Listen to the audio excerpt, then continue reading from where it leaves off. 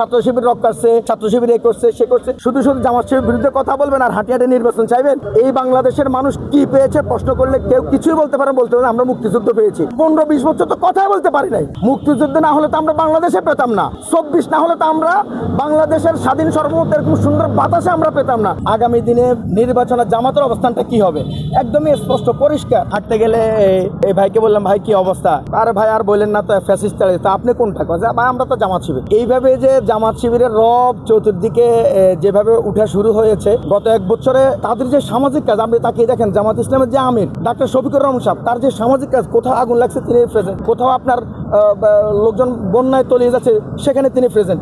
এমন কোনো স্থান নাই বিপদগ্রস্ত মানুষ, এমনকি এই 24 যারা শহীদ হয়েছে প্রত্যেকটা শহীদকে 2 লক্ষ টাকা করে দিয়েছেন, এবং যারা পঙ্গু হয়েছেন প্রত্যেককে ডেকে ডেকে তাদেরকে 20,000, 40,000, 50,000 এমনকি প্রত্যেকের পরিবারের খোঁজখবর পর্যন্ত নিচ্ছেন। এবং আরও আশ্চর্যের বিষয় হলো যে একটা বিশাল ভলিউম করে তারা এই 24 যতজন শহীদ হয়েছে প্রত্যেকের একটা বিশাল বই করে প্রত্যেকের তথ্য সেখানে সন্নিবেশিত করেছেন, অথচ এটা ছিল রাষ্ট্রের কাজ। এই যে জামাত ইসলামী সামাজিক কাজ যেভাবে করতেছেন গত 1 বছর, মানুষ জামাত ইসলামের কর্মকাণ্ড দেখে জামাত ইসলামকে মানুষ যেভাবে ভালোবাসা শুরু করেছে তার একটা জ্বলন্ত উদাহরণ হলো ঢাকা বিশ্ববিদ্যালয়।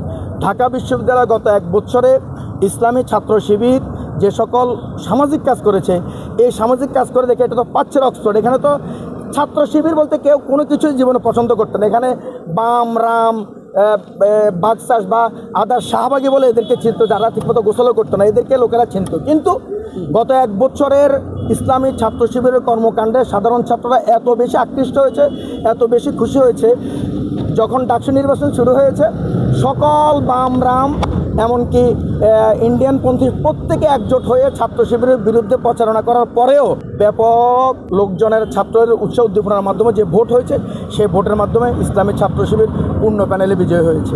এমনকি যে 5টি পদ আপনার সদস্য অন্যভাবে হয়েছে তাদেরকেও ইসলামী ছাত্র শিবির ব্যক্তিগতভাবে সাপোর্ট দিয়ে গেছেন। এই তথ্য আমরা জানার পর তো আমরা আশ্চর্য হয়ে গিয়েছি কীভাবে লোকজনের এরকম অবস্থান, একমাত্র সামাজিক কাজ করার কারণে। ইসলামী ছাত্র শিবির এবং বাংলাদেশ জামাত ইসলামী, আপনি আমাকে মূলত জানতে চেয়েছেন আগামী দিনে নির্বাচনে জামাতের অবস্থানটা কি হবে একদমই স্পষ্ট পরিষ্কার। যতজনের যত রকমের বলি দেখ না কেন, এদেশের মানুষ চায় যে আপনি কাজ করেন, আপনি বক্তব্য দেবেন। আমরা লক্ষ্য করছি ছাত্রদল ছাত্র শিবিরকে নিয়ে নিজস্ব কোনো এজেন্ডা নাই, নিজস্ব কোনো বক্তব্য নাই।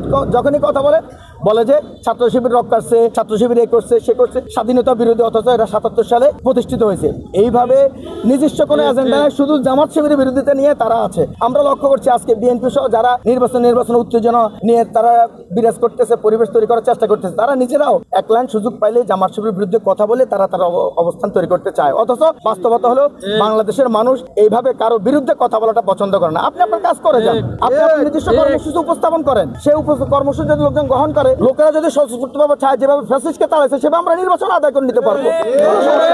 কিন্তু এই দেশের মানুষ আপনি শুধু শুধু জামাত শিবিরের বিরুদ্ধে কথা বলবেন আর হাঁটিয়াটে নির্বাচন চাইবেন, এই নির্বাচন ভিক্ষা এই দেশের মানুষ নতুন করে দিতে চায় না। আমাদেরকে বারবার দুর্নীতির চ্যাম্পিয়ন করা হয়েছে, বারবার ফ্যাসিস্টের ভূমিকায় দিনের ভোট রাতে করা হয়েছে। সকল অভিজ্ঞতা এই 54 বছরের রাষ্ট্রের স্বাধীন হওয়ার পর থেকে এই বাংলাদেশের মানুষ কি পেয়েছে প্রশ্ন করলে কেউ কিছুই বলতে পারেন, বলতে পারেন আমরা মুক্তিযুদ্ধ পেয়েছি। এই মুক্তিযুদ্ধ কি খাবে না ধুইবে না ঘুমাবে? আসলে এটার কোনো অর্থ নাই। বরঞ্চ যারা আওয়ামী লীগকে সাপোর্ট করতো তারাই বিভিন্ন কার্ড নিয়ে 90 পোলা পায় না, এখনো 47 30 বছর হয় না, সেও মুক্তিযুদ্ধ পরিচয় দিয়ে আজকে লুটফুটে খাচ্ছিল।